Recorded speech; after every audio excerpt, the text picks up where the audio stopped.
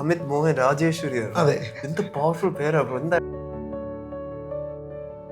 നോക്കുമ്പോഴത്തേക്ക് ഡയറക്ടറാണ് അവിടുത്തെ ഏറ്റവും വലിയ കിട്ടുക. അപ്പൊ എവരായാലാണ് കൊള്ളാവുന്നത് എന്ന് ഞാൻ സന്തോഷ് സാറിന്റെ ഏടിയായിരുന്നു. അപ്പോൾ സബ്ഒറിജിനൽസിന്റെ ബ്രാൻഡാണ് ഞാനും ജോമോനും എല്ലാം. ഞാൻ ജോമോൻ അനിരാജ്. ഇപ്പോൾ വാഴയെ തന്നെ ഉള്ള മറ്റേ അബ്ദുൽ കലാം ഇടിക്കാൻ നിൽക്കണ അവനൊക്കെ അതും അനുരാജും സബിന്റെ ബ്രാൻഡാണ്. നമ്മളെല്ലാം സബിന്റെ ബ്രാൻഡാണ്. അല്ലെന്ന് പറ്റും. ഞാൻ വാഴ ഉണ്ടായിരുന്നു. ഓക്കെ, അവിടെ താങ്ക് യു. നാച്ചുറൽ ആയിരുന്നു.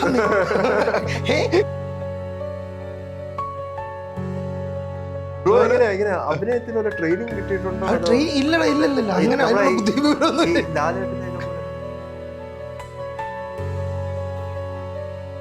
പറ്റുന്ന പരിപാടികളെല്ലാം ചെയ്യണമെന്ന് പറയുന്നുണ്ട്. എന്തെല്ലാം പരിപാടികൾ ചെയ്യുന്നുണ്ട്? ഞാൻ എന്തെല്ലാം പറ്റും? എനിക്ക് ഡയറക്ഷൻ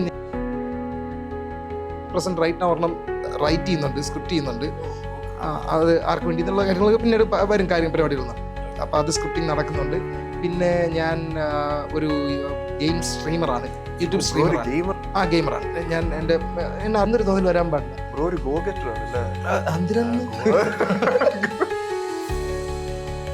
പുതിയ പ്രോജക്ട്സുകൾ ഇനി ഇറങ്ങാൻ കുറച്ചുണ്ട് പരിപാടികൾ. അൽത്താഫിക ഡയറക്ട് ചെയ്ത ഫഹദ് പടം.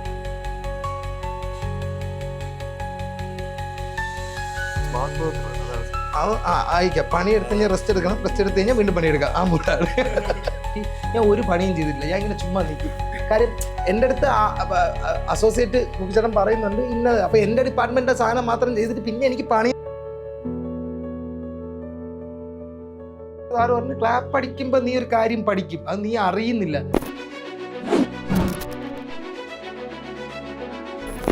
ബ്രോന്റെ പേര് അമിത് മോഹൻ രാജേശ്വരിയാണ്. അതെ, എന്ത് പവർഫുൾ പേരാ ബ്രോ. എന്താണ് ഇങ്ങനെയാണ്? അമ്മേ അതൊക്കെ തോന്നി. എന്ത് പറയാ, അമിത് മോഹൻ രാജേശ്വരി പറയുന്ന പോലെ എന്താ പറയാ, ഒന്നുമില്ലടാ. ഇപ്പൊ നമ്മള് 2010 വർക്ക് ചെയ്ത് തുടങ്ങിയാണ്. അപ്പൊ വർക്ക് ചെയ്ത് തുടങ്ങുന്ന സമയത്ത് ഒരുപാട് ഫേസ്ബുക്കിൽ ഞാൻ തന്നെ അമിത് മോഹൻ അടിച്ചു നോക്കുമ്പോഴത്തേക്ക് ഒരു 10 പേര് വരും. പുള്ളി ഇതിൻ്റെ അകത്ത് നമ്മളെങ്ങനെ കണ്ടുപിടിക്കുക വരും അന്ന കാലത്ത്. അപ്പൊ വിചാരിച്ചൊരു കാര്യം ചെയ്യാം, അമ്മയുടെ പേര് രാജേശ്വരി കൂടെ ചേർക്കാം. ഞാൻ വർക്ക് ചെയ്ത നെയിം പയ്യ അമിത് മോഹൻ. അമ്മയുടെ പേരാണ് രാജേശ്വരി. അമിത് മോഹൻ രാജേശ്വരി. പയ്യ അത് വർക്ക് ചെയ്ത് കാലങ്ങൾ കഴിഞ്ഞപ്പോഴത്തേക്ക് ഇപ്പൊ നോർമലി കാണുന്നുണ്ട് അമിത് മോഹൻ രാജേശ്വരി. ബ്രോ എങ്ങനെയാണ് നമ്മൾ ഫിലിം ഫീൽഡ് എങ്ങനെയൊക്കെ കോൺട്രിബ്യൂട്ട് ചെയ്തിട്ടുണ്ട്? ഫിലിം ഫീൽഡിലോട്ട് എങ്ങനെയൊക്കെ കോൺട്രിബ്യൂട്ട് ചെയ്തിട്ടുണ്ടെന്നോ? ഫിലിം ഫീൽഡിലോട്ട് ഏത് രീതി കോൺട്രിബ്യൂട്ട് ചെയ്യുന്നുണ്ട് വെച്ചാൽ അഭിനയിച്ച് കോൺട്രിബ്യൂട്ട് ചെയ്തിട്ടുണ്ട്. ഞാൻ പണ്ട് ചൈൽഡ് ആർട്ടിസ്റ്റ് ആയിരുന്നു. അപ്പൊ ഞാൻ പണ്ട് എനിക്കൊന്ന് ബെൻ ജോൺസൺ, ആൻഡവൻ. അതെ, യെസ്, അതന്നെ. ഓക്കെ, അതന്നെ സാർ. അപ്പൊ അതിന്റെ അകത്ത് ബെൻ ജോൺസണിലും ആൻഡവനിലെല്ലാം മണിച്ചന്റെ കുട്ടിക്കാലം ചെയ്തിട്ടുണ്ട്. പിന്നെ കഥ പറയും തെരുവരും ഒളിവർ ടെസ്റ്റ്, ഇങ്ങനെ 4 സിനിമ പണ്ട് ചെയ്തിട്ടുണ്ട്. ചൈൽഡ് ആർട്ടിസ്റ്റ് ആയിട്ടാണ്. അപ്പൊ അങ്ങനെ നടനായിട്ട് അങ്ങനെ എസ്റ്റാബ്ലിഷ് ചെയ്തിട്ടുണ്ട് ഇതൊക്കെ. ഈ പറയുന്ന പോലെ ഞാൻ 4 വയസ്സ് തൊട്ട് അഭിനയിക്കുന്നുണ്ടായിരുന്നു. അപ്പോ ഈ പറയുന്ന പോലെ ഒരു 10-25 സീരിയൽ ആ സമയത്ത് ചെയ്തിട്ടുണ്ട്. ചെയ്തിട്ടുണ്ട്. അന്നത്തെ ഏതൊക്കെ വസുന്ധര മെഡിക്കൽസ്, താലി, സ്വയംവരം, അങ്ങനെയൊക്കെ പറഞ്ഞ് ഏതൊക്കെയൊക്കെ മെയിൻ സ്ട്രീം നല്ല സീരിയലുകളിലെല്ലാം വർക്ക് ചെയ്തിട്ടുണ്ട്. അതും അഭിനയിച്ച് വീട്ടുകാർ കൊണ്ടുപോകുന്നതാണ്. അപ്പം അങ്ങനെ പോയി അഭിനയിച്ചിട്ടുണ്ട്. പക്ഷെ നമുക്കൊരു ബോധം വന്നൊരു കാലമായപ്പോഴത്തേക്ക് ഒരു 19 വയസ്സ് തൊട്ട് നമ്മൾ പയ്യ എനിക്ക് മേക്കിങ്ങിനായിരുന്നു ഇൻട്രസ്റ്റ്. അഭിനയത്തിനോട് ഇപ്പൊ ഇൻട്രസ്റ്റ് ഇല്ലെന്നല്ല ഞാൻ പറയുന്നത്. മേക്കിങ്ങിനോട് എനിക്ക് കൊണ്ടുപോയപ്പോ എനിക്ക് മേക്കിങ്ങിനോടാണ് ഇൻട്രസ്റ്റ്. വേറെ ഒന്നുമല്ല, നമ്മളിങ്ങനെ ചെല്ലുമ്പോഴത്തേക്ക് നമ്മൾ നോക്കുമ്പോഴത്തേക്ക് ഡയറക്ടറാണ് അവിടുത്തെ ഏറ്റവും വലിയ കിട്ടുക. അപ്പൊ എവരായാലാണ് കൊള്ളാവുന്നത് എന്ന് കൊച്ചിനെ എവിടെന്നോ മനസ്സിൽ കയറിപ്പെട്ടി. ഡയറക്ഷൻ എന്ന് പറഞ്ഞാൽ ഭയങ്കര പണിയാണെന്ന് പിൽക്കാലത്ത് പണിയെടുത്തപ്പോഴാണ് മനസ്സിലായത്. നല്ല പണിയാണ്, എന്നുള്ള വിവരവും വിദ്യാഭ്യാസം വേണം അതിന് എന്നുള്ള കാര്യമൊക്കെ പിന്നീട് തിരിച്ചറിയണം. അപ്പൊ അങ്ങനെ 19 വയസ്സ് തൊട്ട് ഞാൻ ഈ പറയുന്ന പോലെ അസിസ്റ്റന്റ് ഡയറക്ടറായിട്ട് വർക്ക് ചെയ്യുന്നുണ്ട്. ഞാൻ ഇൻഡിവിജ്വലി വർക്കുകൾ ചെയ്യുന്നുണ്ട്. നമ്മൾ ഇപ്പോൾ ക്രിയേറ്റീവ് ഡയറക്ടർ, ഇപ്പോൾ പുതിയതായിട്ട് വർക്ക് ചെയ്യാൻ വരുന്ന ഒരാളോട് ക്രിയേറ്റീവ് ഡയറക്ടറായിട്ട് ഇപ്പോൾ എനിക്കൊന്ന് കഴിഞ്ഞ ഒരു റീസെൻ്റ്ലി, അത് ഞാൻ ഈ അടുത്താണ് ഇപ്പോൾ ശ്രദ്ധിച്ച്, റീസെൻ്റ്ലി ഈ കഴിഞ്ഞ ഒരു 5 ഇയേഴ്സിൻ്റെ അകത്തായിരിക്കും നമ്മളിപ്പോൾ കാണുന്ന സിനിമകളിലെല്ലാം ക്രിയേറ്റീവ് ഡയറക്ടർ എന്ന് പറഞ്ഞ സാധനങ്ങൾ ആഡ് ഓൺ ആയി. ക്രിയേറ്റീവ് ഡയറക്ടർ എന്താണ്? ക്രിയേറ്റീവ് ഡയറക്ടർ എന്ന് പറഞ്ഞാൽ നമ്മൾ ആക്ച്വലി എന്ന് പറഞ്ഞാൽ ഞാൻ ചെയ്തുകൊണ്ടിരുന്ന പുതിയതായിട്ട് വരുന്ന ഡയറക്ടറിന് അയാൾക്ക് തോന്നുന്ന സംശയങ്ങൾ ക്ലിയർ ചെയ്ത് കൊടുക്കുക.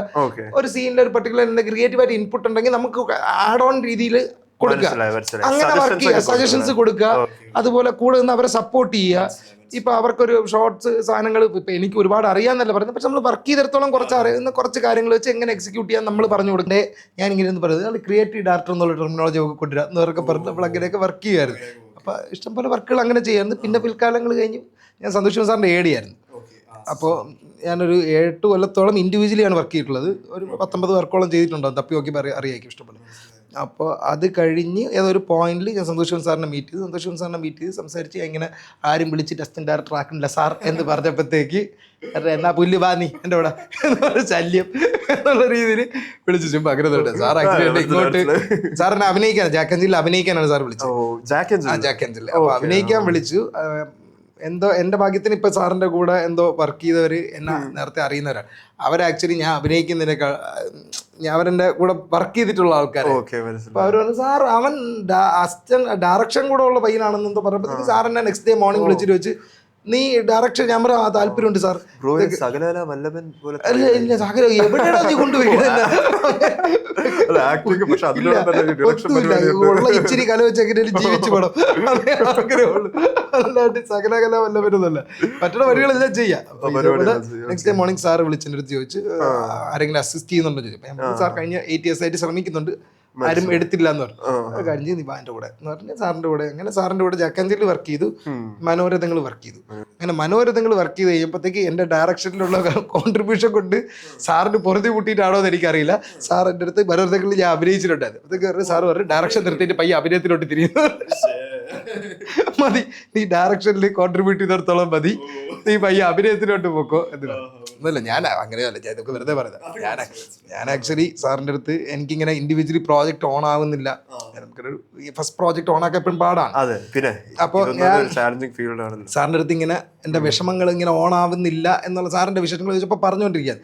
അപ്പോൾ സാർ എൻ്റെ അടുത്ത് ആദ്യം പറഞ്ഞു ഓക്കെ നിൻ്റെ സബ്ജക്റ്റ് ഒരു കാര്യം ചെയ്യാം, സബ്ജക്റ്റ് പോലും കേൾക്കണം, ഞാൻ പ്രൊഡ്യൂസ് ചെയ്ത് തരാമെന്ന് പറഞ്ഞു. ഞാൻ പ്രൊഡ്യൂസ് ചെയ്യാം, നിൻ്റെ ബഡ്ജറ്റ് എത്ര, ഞാൻ ഇന്നൊരു ബഡ്ജറ്റ് പറഞ്ഞു, അത് ഞാൻ തരാടെ, നീ എന്താ കൊണ്ട് ചെയ് എന്നുള്ള കാര്യം പറഞ്ഞു. അത് കഴിഞ്ഞിട്ട് പയ്യെ എൻ്റെ അടുത്ത് ചോദിച്ച് നീ അഭിനയം എന്തുകൊണ്ട് നോക്കണില്ല എന്ന് ചോദിച്ചു. അപ്പോൾ ഞാൻ പറഞ്ഞു എനിക്ക് അഭിനയം താല്പര്യമില്ല, എനിക്ക് മേക്കിംഗ് ആണ് ഇൻട്രസ്റ്റ് എന്നത്. അപ്പോൾ എൻ്റെ അടുത്ത് ചോദിച്ചു മേക്കിംഗ് ഇൻട്രസ്റ്റ് ആണെങ്കിൽ നിനക്ക് എന്തുകൊണ്ട് അഭിനയം ചെയ്യാൻ പറ്റൂല എന്ന് ചോദിച്ചു. അപ്പോൾ ഞാനും കൺഫ്യൂസ്ഡ് ആയി. അപ്പോൾ സാറ് പറഞ്ഞു നീ എത്ര കൊല്ലമായി മേക്കിംഗ്? ഞാൻ 10 കൊല്ലത്തോളമായി മേക്കിങ്ങിൽ നിൽക്കുന്നത്. അപ്പോൾ നീ പറഞ്ഞു അഭിനയത്തിന് എത്ര കാലം കൊടുത്തു? ഞാൻ കൊടുത്തിട്ടില്ല. നീ 2 കൊല്ലം അഭിനയത്തിന് കൊടുത്തു നോക്കുക, എന്താ സംഭവിക്കുന്നത് നമുക്ക് നോക്കാമല്ലോ എന്ന് പറഞ്ഞു.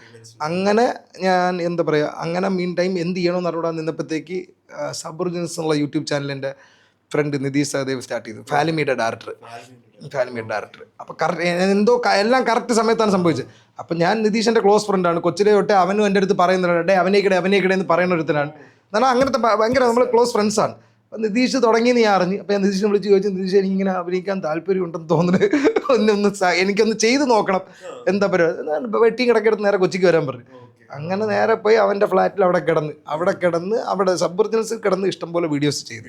സബ്ഒറിജിനൽസിൻ്റെ ബ്രാൻഡാണ് ഞാനും ജോമോനും എല്ലാം. ഞാൻ ജോമോൻ അനുരാജ്. ഇപ്പോൾ വാഴയിൽ തന്നെ ഉള്ള മറ്റേ അബ്ദുൽ കലാം ഇടിക്കാൻ നിൽക്കണം അവൻ അതും അനുരാജും സബിൻ്റെ ബ്രാൻഡാണ്, നമ്മളെല്ലാ സബിൻ്റെ ബ്രാൻഡാണ്. അങ്ങനെ നമ്മൾ അവിടെ ഇരുന്ന് വീഡിയോസ് ചെയ്ത് പയ്യെ നമുക്ക് വർക്കുകൾ കിട്ടി തുടങ്ങി പുറത്ത്. അങ്ങനെ സബ്ഒറിജിനൽസ് കണ്ട് എന്നെ ആദ്യമായിട്ട് വിളിക്കുന്ന ഡയറക്ടറാണ് തോൽവി എഫ് സിയുടെ ഡയറക്ടർ ജോർജ് ഗോര ആക്ച്വലി ഈ പറയുന്ന ഞണ്ടുകളുടെ നാട്ടിലേക്ക് ഇടവേളയുടെ റൈറ്ററാണ്. അപ്പോൾ അങ്ങനെ പയ്യെ നമുക്ക് ഓരോരുത്തർക്കും ഓരോ സാധനങ്ങൾ കിട്ടി തുടങ്ങി. അങ്ങനെ വീണ്ടും അഭിനയത്തിൽ വന്നു. ഇപ്പോൾ അഭിനയം ഇഷ്ടപ്പെട്ട് വരുന്നു. പണ്ട് ആക്ച്വലി ചിന്തിക്കാനുള്ള ബുദ്ധി ഉണ്ടായിരുന്നില്ല. ഇപ്പൊ എനിക്ക് ആ പരിപാടി ഒത്തിരി പറ്റുന്നില്ലെങ്കിൽ ഇച്ചിരിയൊക്കെ പറ്റുമെന്ന് എനിക്ക് മനസ്സിലായി. അതുകൊണ്ട് ആ പറ്റുന്ന പരിപാടി പറ്റും. ഞാൻ വാഴ ഉണ്ടായിരുന്നു, അഭിനയം താങ്ക് യു, നാച്ചുറൽ ആയിരുന്നു.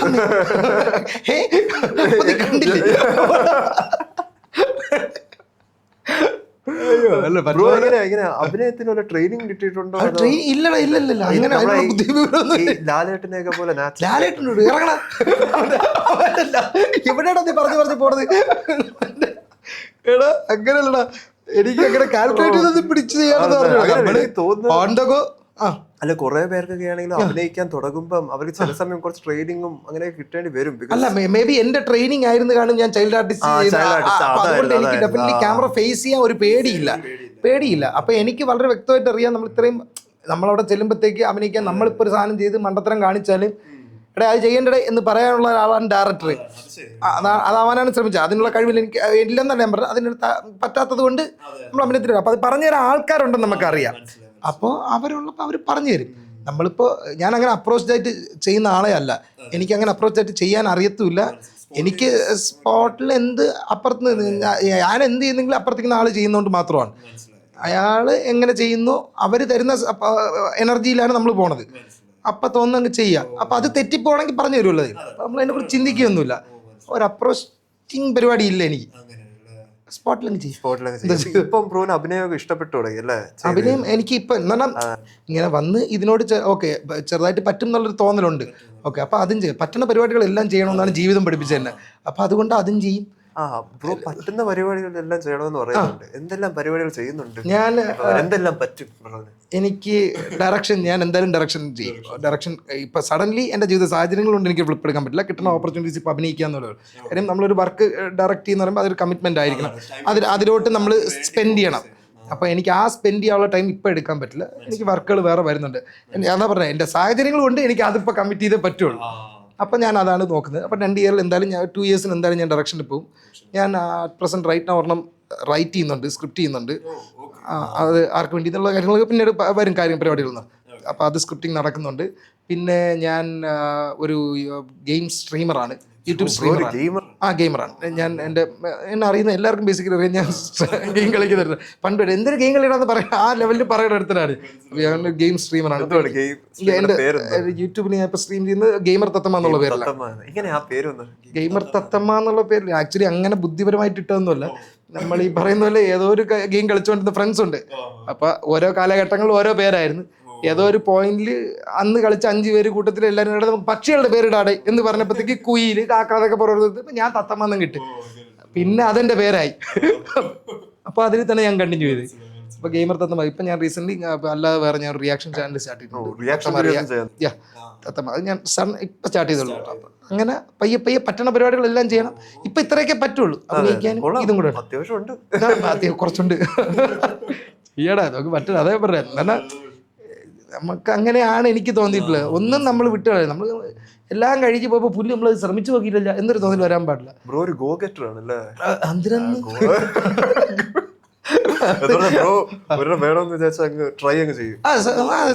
ശ്രമിച്ചിട്ട് പാളിപ്പോയ നമുക്കെന്ത് പ്രശ്നം, നമ്മൾ ശ്രമിക്കണോട്. അതെനിക്കറിഞ്ഞൂടാ. എനിക്കതുണ്ട്. ശ്രമിച്ചോ, എല്ലായിടത്തും ശ്രമിക്കണമല്ലേ. നമുക്ക് ആർക്കും നമുക്ക് റിഗ്രറ്റ് അടിക്കില്ല ലൈഫിൽ. അത് മോശം. അപ്പോൾ അതുകൊണ്ട് നമുക്ക് പ്രത്യേകിച്ച് നഷ്ടങ്ങളൊന്നും ഇല്ല. ശ്രമിക്കുക. ഇല്ലെങ്കിൽ നമുക്ക് തന്നെ മനസ്സിലാവല്ലോ. ഓക്കെ നമ്മളതിന് പറ്റിയതല്ല. ഓക്കെ അത് അക്സെപ്റ്റ് ചെയ്യാനുള്ള മനസ്സിലുണ്ടായിരുന്നു അത് പഠിക്കുമ്പോഴത്തേക്ക്. അത്രേ ഉള്ളൂ അതിനകത്ത്. അത്ര വേറെ കാര്യങ്ങളൊന്നുമില്ല. സെറ്റ്. അപ്പം ബ്രോന് മേക്കിങ്ങിലാണ് കൂടുതൽ താല്പര്യം ആക്ടിങ്ങിനേക്കാൾ? അല്ല, മേക്കിങ്ങും എനിക്ക് ഇൻട്രസ്റ്റ് ആണ്, അഭിനയം എനിക്ക് ഇൻട്രസ്റ്റ് ഉണ്ട്. എല്ലാം അതായത് നേരത്തെ പറഞ്ഞ പറ്റുന്ന പരിപാടികളെല്ലാം ചെയ്യണം. ഇപ്പം എൻ്റെ സാഹചര്യം കൊണ്ട് എനിക്ക് മേക്കിങ്ങിലോട്ട് തിരിയാൻ പറ്റുന്നില്ല. അത്രേ ഉള്ളൂ. ഇപ്പം എങ്ങനെയാ പുതിയ കുറെ പ്രോജക്ട്സ് വരുന്നുണ്ട്? പ്രോജക്ട്സുകൾ ഇനി ഇറങ്ങാൻ കുറച്ചുണ്ട് പരിപാടികൾ. അൽത്താഫിക ഡയറക്റ്റ് ചെയ്ത ഫഹദ് പടം ഓടും കുതിര ചാടും കുതിരയിലുണ്ട്. പിന്നെ പെഡ് ഡിറ്റക്റ്റീവ് ഷറഫിക്ക പ്രൊഡ്യൂസ് ചെയ്ത് ഷറഫിക്ക ലീഡ് ചെയ്യുന്ന പടം അതിൻ്റെ അകത്തുണ്ട്. അത് റിലീസിനുണ്ട്. പിന്നെ ഡൊമിനിക്ക് ഡയറക്റ്റ് ചെയ്ത് നിമിഷവി ക്യാമറ നസ്ലിൻ കല്യാണി പ്രിയർഷൻ. അതിൻ്റെ അകത്ത് അവർ അതിൻ്റെ ടൈറ്റിൽ ഈ പറഞ്ഞ ആദ്യത്തെ 2 മാത്രമേ ഉള്ളൂ. മറ്റേതൊക്കെ ടൈറ്റിൽ ഇനി ആയി വരുന്നേ ഉള്ളൂ. അപ്പോൾ ആ പ്രോജക്റ്റ് ഉണ്ട്. ഇതെല്ലാം റിലീസിന് ഷൂട്ട് കഴിഞ്ഞ പ്രോജക്റ്റുകളാണ്. അങ്കമട്ടാസ് എന്ന് പറഞ്ഞപ്പോൾ ഒരു സാധനം ഓൺ ഗോയിങ് നടക്കുന്നുണ്ട്. പിന്നെ ഇനി 2-3 ഓൺ ഗോയിങ് സ്റ്റാർട്ട് ചെയ്യാൻ പോകുന്നുണ്ട്. അപ്പോൾ കുറേ പ്രോജക്ട്സ് ഒക്കെ ചെയ്ത് കഴിഞ്ഞ് റിലാക്സ് ചെയ്തിട്ടുണ്ട്.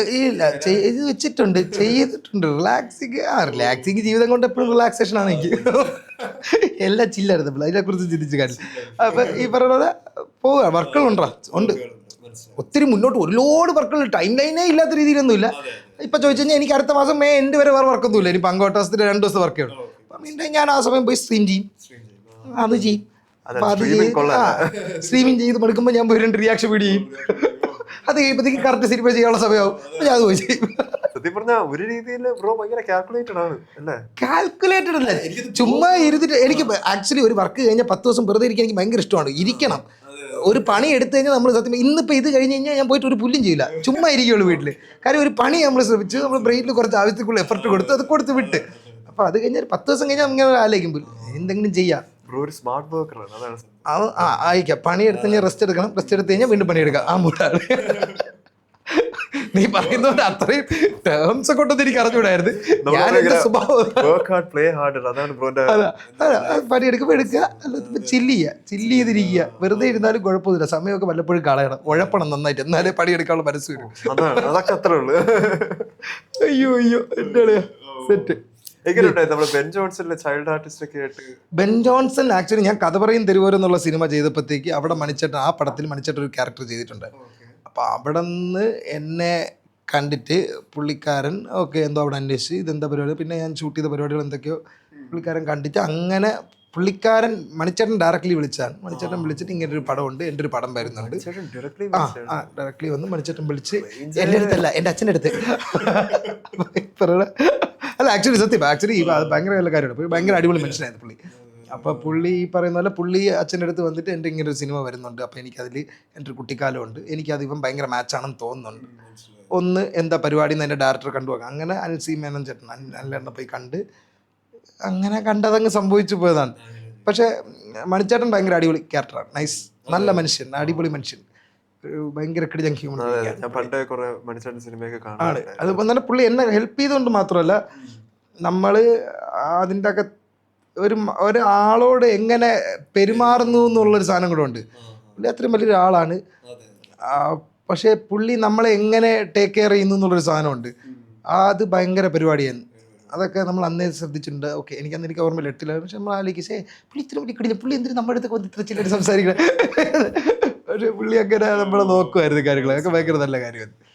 നല്ല മനുഷ്യനാണ് ബെൻ ജോൺസണിൽ. അതാണ് കഥ, അങ്ങനെയാണ് എത്തിപ്പെട്ടത് ബെൻ ജോൺസണിൽ. Yes, set. പിന്നെ ബ്രോ പറഞ്ഞല്ലേ ബ്രോ കുറെ വർക്ക് കിട്ടി ചൈൽഡ് ആർട്ടിസ്റ്റ് ഒക്കെ ആയിട്ട് കുറെ, അതെങ്ങനെയാണ് അവിടെ എത്തിപ്പെട്ടത്? അത് എങ്ങനെ എത്തിപ്പെട്ടെന്ന് ചോദിച്ചു കഴിഞ്ഞാൽ വീട്ടിൽ ഭയങ്കര കണക്ഷൻ ആണെന്ന് തോന്നുന്നു. വീട്ടിൽ ആക്ച്വലി സത്യം പറഞ്ഞാൽ എൻ്റെ അച്ഛനും അമ്മയ്ക്കും സിനിമ ഭയങ്കര ഇൻട്രസ്റ്റ് ഉള്ള കാര്യമാണ്. എന്ന് പറഞ്ഞാൽ ഞാൻ ഈ പറഞ്ഞ പോലെ കഴിഞ്ഞ മേക്കിങ്ങിൽ പോകുന്ന കാലത്തായാലും അച്ഛൻ എനിക്ക് 2009 മരിച്ചുപോയി. പക്ഷേ എൻ്റെ അച്ഛനും അമ്മയും ഒരുമിച്ച് അവർ ഇതേപോലെ അവർക്ക് എങ്ങനെയെങ്കിലും എൻ്റെ മക്കളെ സിനിമ ക്യാമറയുടെ ഫ്രണ്ടിൽ കൊണ്ട് TV കാണണം, അവർക്കൊരു സന്തോഷം, ഒരു ട്രിപ്പ് ഉണ്ടായിരുന്നു അവർക്ക്. അങ്ങനെ അത് അവരിങ്ങനെ ഓടി നടന്ന് കാര്യങ്ങൾ ചെയ്തതാണ് എല്ലാം. അച്ഛൻ ഇങ്ങനെ ഡെയിലി പറയുന്ന പോലെ ഓരോന്ന് അമ്മ ഒന്ന് ഫിഗർ ഔട്ട് ചെയ്ത് കൊടുക്കും, അച്ഛൻ അതിൻ്റെ കോൺടാക്ട് തപ്പിയെടുക്കും, അങ്ങനെ പോയി സംസാരിച്ച് എൻ്റെ മോനിന്നെ ചെയ്തിട്ടുണ്ട് ഇല്ലെങ്കിൽ ഒരു ഇത് കിട്ടണം എന്ന് പറഞ്ഞ് ചോദിച്ച് അങ്ങനെ ഒരുപാട്. എന്ന് പറഞ്ഞാൽ അച്ഛനും എല്ലാവർക്കും സിനിമ ഭയങ്കര ഇഷ്ടമാണ്. എന്ന് പറഞ്ഞാൽ മോനെ കൊണ്ടുവരുന്നത് മാത്രമല്ല, എങ്ങനെയാലും സിനിമ അത് മാത്രമല്ല, ബേസിക്കലി സിനിമ വീട്ടുകാർക്ക് ഭയങ്കര ഇഷ്ടമാണ്, രണ്ടുപേർക്കും ഭയങ്കര ഇഷ്ടമാണ്. അതുകൊണ്ട് നമുക്കും, എൻ്റെ ചേട്ടൻ പക്ഷെ പഠിക്കാനായിരുന്നു ഇഷ്ടമാണ്, പക്ഷെ എന്നാലും ചേട്ടൻ യു എസിൽ ഡിലോയിറ്റിൽ എന്തോ ആണ്. അല്ല എനിക്ക് ആ ഡെസിഗ്നേഷൻ അറിഞ്ഞൂടാ കറക്റ്റാ. അല്ല ഇപ്പം കഴിഞ്ഞ ദിവസം എന്തോ പറഞ്ഞു കേട്ടോ, ജൂനിയർ അല്ല സീനിയർ സോഫ്റ്റ്വെയർ ആർക്കിടെക്റ്റോ എന്തോന്നാണ് അവൻ. അങ്ങനെ എന്തോ അവൻ ഭയങ്കര കിടിലാണ് അവൻ. അവൻ്റെ കാര്യത്തിൽ അവൻ ഭയങ്കര കിടിലാണ്. അതല്ല, ചേട്ടൻ കിടിലാണ്, അനിയൻ കിടിലാവാൻ ശ്രമിച്ചോണ്ടിരിക്കുകയാണ്. ഓക്കെ ശരി, നിന്റെ കടിച്ച കാര്യം എനിക്കല്ലേ എൻ്റെ റിയാലിറ്റി അറിയും. അതുപിടി കാര്യത്തിലോട്ട് വരാം. അപ്പൊ ഈ പറയുന്നത് അപ്പൊ സിനിമ, അപ്പൊ എല്ലാം ഇറങ്ങുന്ന സിനിമകളായാലും എല്ലാ പരിപാടികളായാലും വീട്ടിൽ നിന്ന് വെള്ളിയാഴ്ചകളിൽ സിനിമ ഇറങ്ങുമ്പോൾ പടയുന്നതല്ല, പറ്റുന്ന പോലെ എല്ലാ സിനിമകളും പിന്നെ ഡെഫിനറ്റ്ലി ഉറപ്പായിട്ടും പോകും. അത് ഇന്നത് ആളോ കോളേജോ ഉണ്ടെന്നൊന്നോ അതൊന്നും നോക്കില്ല, നൈറ്റ് സെക്കൻഡ് ആണെങ്കിലും പോയി കാണാം. അത് എനിക്ക് ഭയങ്കര ഇഷ്ടമാണ്. ഞാൻ പറ്റുന്ന രീതിയിൽ എല്ലാം കാണും, കാര്യം എനിക്ക് ഇഷ്ടമാണ്. ഡെയിലി എന്തെങ്കിലും അറ്റ്ലീസ്റ്റ് ഒരു 4 യൂട്യൂബ് വീഡിയോ എങ്കിലും കണ്ടിട്ട് കിടന്നുറങ്ങണമെന്ന് വിചാരിക്കുന്നതാണ് ഞാൻ അത് കാണാൻ മാക്സിമം ശ്രമിക്കാറുണ്ട്. എനിക്ക് എന്തെങ്കിലും വാച്ച് ചെയ്യണം, വാച്ചിങ് ഭയങ്കര ഇഷ്ടമാണ്. എല്ലാത്തിനും നമ്മളിങ്ങനെ മനസ്സിലാക്കാമല്ലോ. അത് എന്താണ് മനസ്സിലാക്കുന്നത്, പഠിക്കുന്നല്ലേ ഉദ്ദേശിക്കുന്നത്, എല്ലാം നമ്മൾ ഒരു അറിവാണ്, എല്ലാം കിട്ടണം എല്ലാം. അപ്പം കൊണ്ട് എല്ലാം പറ്റുന്ന പരിപാടികളെല്ലാം മാക്സിമം എന്നും എന്തെങ്കിലുമൊക്കെ കാണാൻ ഞാൻ ശ്രമിക്കാറുണ്ട്. അത് ഭയങ്കര പരിപാടിയാണ്. അതുകൊണ്ട് വീട്ടുകാർ ഈ പറയുന്ന പോലെ അച്ഛൻ അമ്മ അവർ കൊണ്ട് നടന്ന അവരുടെ ഇഷ്ടം എന്നിലോട്ട് എങ്ങനെ എത്തിയതായിരിക്കും എന്നാണ് ഞാനും വിചാരിക്കുന്നത്. കാരണം ഡെഫിനറ്റ്ലി പണ്ട് കൊച്ചിലെ വീട്ടുകാർ കൊണ്ടുപോകുമ്പോൾ എനിക്ക് ഇതിനോടൊരു ഇൻട്രസ്റ്റും ഇല്ല. ഇത് എനിക്ക് വീട്ടിൽ പോകണം, ആ മൂഡിൽ നമ്മൾ നിൽക്കത്തുള്ളൂ. അപ്പോൾ ഈ പറയുന്ന പോലെ അങ്ങനെ അല്ല. അപ്പോൾ പക്ഷേ പിൽക്കാലത്ത് നമുക്ക് നമ്മുടെ ചോരയിലുണ്ടായിരുന്ന അവരിൽ ഉണ്ടായിരുന്ന അതാണ് സംഭവം. അങ്ങനെ ഇവ എന്ത് പറഞ്ഞ് സ്ഥാപിക്കുന്നു. അപ്പൊ അതാണ് കാര്യം. അങ്ങനെയാണ് പറയുന്നത്. അപ്പൊ ഇപ്പൊ ഒരു പുതിയ ഒരാൾക്ക് ഇപ്പം സിനിമയെ കയറണമെങ്കിൽ ബ്രോന് എന്ത് അഡ്വൈസ് കൊടുക്കാൻ പറ്റുമായിരിക്കും? പുതിയ ഒരാൾക്ക് സിനിമയൊക്കെ ഞാനേ പുതിയത്, ഞാൻ ഇനി എന്ത് അഡ്വൈസ് കൊടുക്കാം? പക്ഷെ ബ്രോ പുതിയതാണെങ്കിൽ പോലും ബ്രോ ഇപ്പൊ അത്യാവശ്യം കുറെ പ്രോജക്ട്സ് ചെയ്യുന്നുണ്ടോ? പക്ഷെ ഞാനും ഇപ്പോഴും നമ്മളും എല്ലാം ഓരോ സ്റ്റേജാണ്. അഡ്വൈസ് കൊടുക്കുന്ന പറഞ്ഞാൽ ഇറങ്ങി തെണ്ടുക, അത് മാത്രമേ എനിക്കുള്ളൂ. എന്ന് പറഞ്ഞാൽ നന്നായിട്ട് തപ്പുക, ഡെയിലി റീച്ച് ഔട്ട് ചെയ്യുക. നമുക്ക് നഷ്ടപ്പെടാൻ എന്തിരിക്കുന്നത്, അതാ ഞാൻ ചോദിച്ചത്. നമുക്ക് നഷ്ടപ്പെടാൻ ഒന്നുമില്ല. ചോദിക്കുക അവരുണ്ടെങ്കിൽ ഉണ്ടെന്ന് പറയും, ഇല്ലെങ്കിൽ ഇല്ല എന്ന് പറയും. അത് തന്നെയാണ് സത്യം. അത് തന്നെയാണ്. അവരല്ലെങ്കിൽ എന്നുണ്ടെങ്കിൽ ഒരു മാസം കഴിയുമ്പോൾ വിളിക്കാൻ പറയും, ഒരു മാസം തികയുന്നതിന് മുമ്പ് കറക്റ്റാ വിളിക്കുക, വെറുപ്പിക്കുക. അതെ, അവസാനം വെറുപ്പിച്ച് കഴിയുമ്പോൾ അവരെന്നെ വിളിക്കുക, പുല്ലി അവരെന്തെങ്കിലും കൊടുത്ത് വിട് എന്നുള്ള സാധനത്തിലോട്ട് അവരെത്തും. അല്ല നമ്മൾ, പക്ഷെ ഞാൻ പറഞ്ഞാൽ നമ്മൾ ശ്രമിച്ചോണ്ടിരിക്കുക. നമുക്ക് എങ്ങനെ പരിപാടി, നമുക്ക് പരിചയമുള്ളവരെ തന്നെ അല്ലെങ്കിൽ നമ്മൾ കോൺടാക്ട്. എന്നെ സംബന്ധിച്ചിടത്തോളം എനിക്ക് അങ്ങനെ ഒരു ഗുണം ഉണ്ടായിട്ടുണ്ട് എന്ന് പറഞ്ഞു കഴിഞ്ഞാൽ, ഞാനൊരു 10 years വർക്ക് ചെയ്തത് കൊണ്ട് ആ സമയത്ത് എൻ്റെ കൂടെ വർക്ക് ചെയ്ത എല്ലാവരും ഇൻഡിപെൻഡൻ്റ് ആയിട്ട് പരിപാടികൾ ചെയ്തു. ഇപ്പോൾ ക്യാമറ ചെയ്ത അന്ന് നമ്മുടെ ഷോർട്ട് ഫിലിം ചെയ്തപ്പോൾ ക്യാമറ ചെയ്തുകൊണ്ടിരുന്ന മിസ്റ്റർ വി സിനിമാറ്റോഗ്രാഫറായി. അപ്പോൾ അന്ന് നമ്മുടെ കൂടെ കഥ എഴുതിക്കൊണ്ട് വേറെ ഫായിൻ സഫർ, ഇപ്പോൾ ബബ്ബ എന്നുള്ള ദിലീപ് മോഹൻലാൽ പ്രോജക്റ്റിൻ്റെ റൈറ്ററാണ്. അവൻ ആക്ടറും കൂടെയാണ്. പിന്നെ ഈ പറയുന്ന ക്രിസ്റ്റി അവൻ എഡിറ്ററായി, ഭാരത് ബാലയുടെ കൂടെ പോയി. പിന്നെ പിൽക്കാലം അവൻ ഇഷ്ടംപോലെ സിനിമകൾ ചെയ്ത്. അങ്ങനെ ചിന്തിച്ച് നോക്കിയാൽ അന്ന് അപ്പോൾ അങ്ങനെ ബിബിൻ ചേട്ടൻ നമ്മുടെ ഉണ്ടായിരുന്നു. ബിബിൻ ചേട്ടൻ മാത്രമാണ് എനിക്കൊന്ന് വാഴയുടെ റൈറ്റർ, ഗുരുവായൂരമ്പലയുടെ ഡയറക്ടർ. ബിബിൻ ചേട്ടൻ മാത്രം നമ്മുടെ കൂട്ടത്തിൽ ഒരു പടം ചെയ്ത ആൾ, മുത്തുകോ എന്നുള്ള പടം ചെയ്ത ആൾ. അപ്പോൾ നിതീഷ്, ഇതൊക്കെ എല്ലാം നമ്മുടെ കൂടെ. അപ്പം എന്നെ സംബന്ധിച്ച് എനിക്കൊരു ഗുണമാണ്, ഞാൻ ആക്ടിങ്ങിലോട്ട് പയ്യെ വീണ്ടും ഒക്കെ ഇൻട്രസ്റ്റ് ഉണ്ട്, ഒന്ന് ശ്രമിച്ച് നോക്കിയാലോ എന്നുള്ള വിചാരിച്ച പോയിന്റിലായപ്പോഴത്തേക്ക് ഇവരെല്ലാവരും വീണ്ടും ഫ്ലറിഷ്ഡ് ആയി തുടങ്ങി. അപ്പോൾ എനിക്ക് അവരിൽ നിന്നും ഹെൽപ്പ് ഉണ്ടായിട്ടുണ്ട്, ഡെഫിനറ്റ്ലി ഉണ്ട്. അവരെല്ലാവരും സഹായിച്ചിട്ടുണ്ട്. അപ്പോൾ എന്തെങ്കിലുമൊക്കെ പരിപാടികളുണ്ടെങ്കിൽ തന്നെ, അപ്പോൾ നിമിഷിൻ്റെ ഒരു പ്രോജക്റ്റ് കിടക്കുകയാണെങ്കിൽ അവൻ അവിടെ പറയും.